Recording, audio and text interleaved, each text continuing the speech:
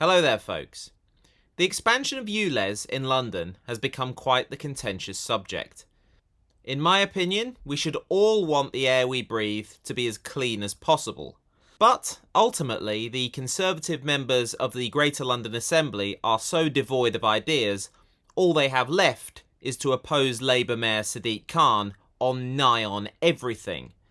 It's a sorry state of affairs when a political party plans to fight a mayoral election on nothing but hysterical opposition to progressive ideas.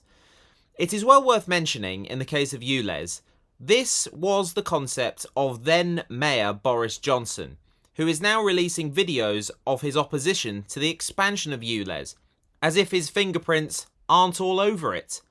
Another person doing exactly the same thing is Tory MP Gareth Bacon, another of the dreaded 2019 intake. He's the Member of Parliament for Orpington, which is the largest constituency in the Greater London area, covering most of the borough of Bromley. Now, you'll never guess what Gareth Bacon was doing with his life when Boris Johnson was London Mayor and championing the idea of a cleaner air zone within London that went on to be called ULEZ.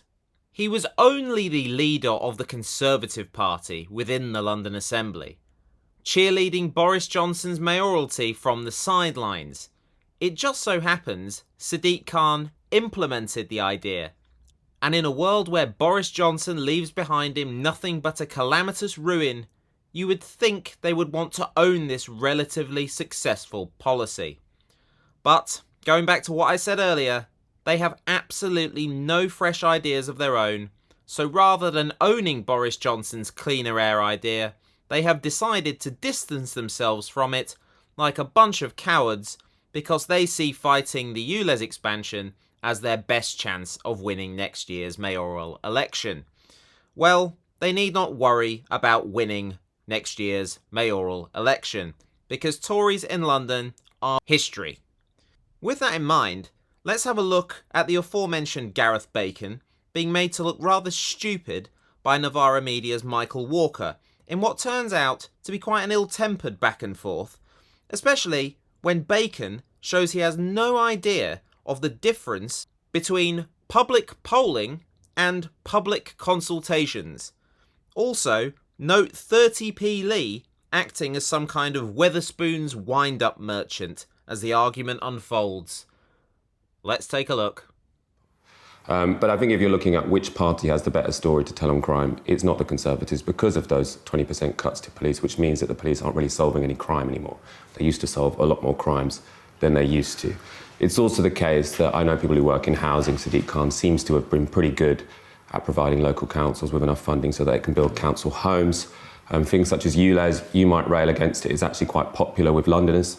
It most certainly is not. Really? No, it is. Polling outrageous. suggests it is. So the polls say that a majority of Londoners support ULEZ. A majority of Britons don't.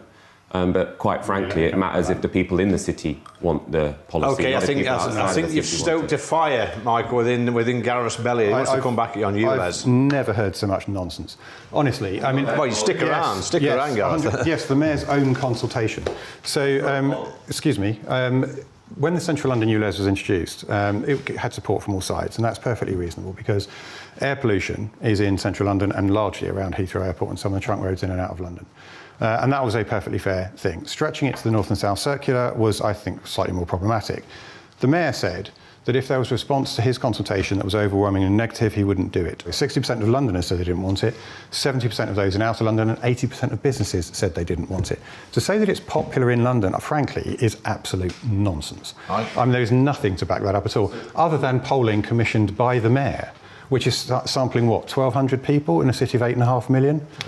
Really, it is just completely ridiculous. Michael, I would challenge Michael to come Michael, you've got to come back on that one, my friend. Come back to my misunderstood what polling is. So polling doesn't work because you ask the most amount of people. It works because you ask a representative sample. Okay. Now you're talking about a consultation is never a representative sample. That's not how consultations work. Right. So a consultation is people who are particularly aggrieved by something will respond to the consultation. Okay. I mean, this is very, very basic social science. A poll, you have to have a representative sample. A consultation, right? So even though the mayor intervened in the polling and sent targeted adverts at people he thought because he was getting results as they were coming through in real time.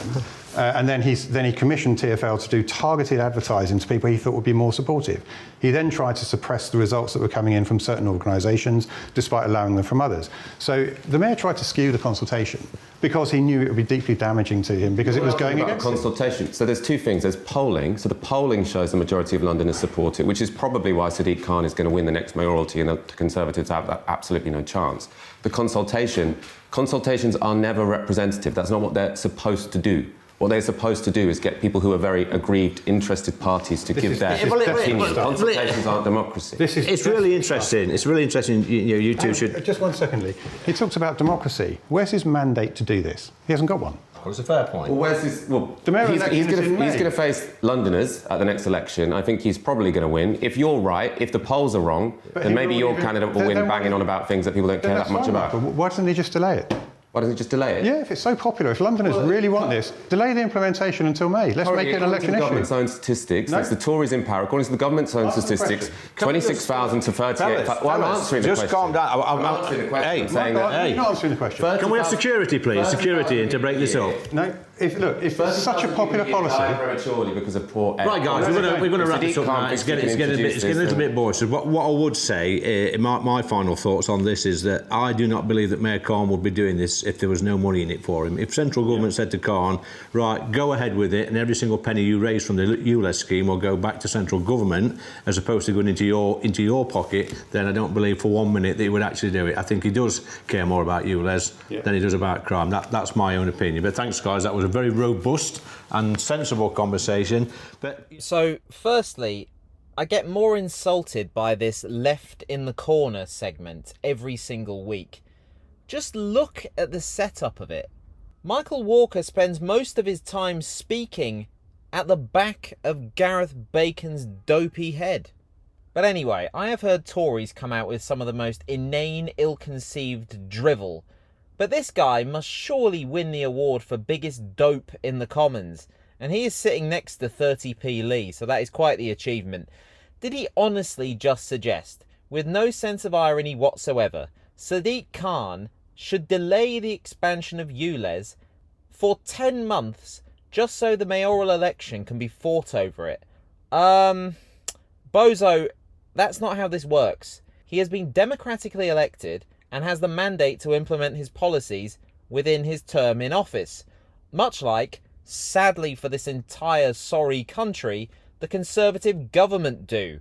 We have a Prime Minister, unelected by either the public or the Conservative Party membership, implementing policies not even mentioned in the 2019 Conservative manifesto. Policies that poll badly with the public. The Rwanda plan, for example.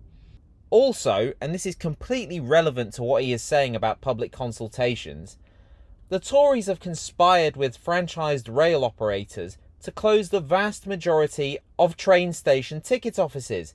There is a public consultation taking place on this very issue as we speak. And the reaction within that consultation will of course be overwhelmingly negative. So will the idea be scrapped, Gareth? Like hell it will, you revolting hypocrite. I've said before I am largely supportive of ULEZ, because following its expansion we will look back on this time in 20 years and wonder what all the fuss was about.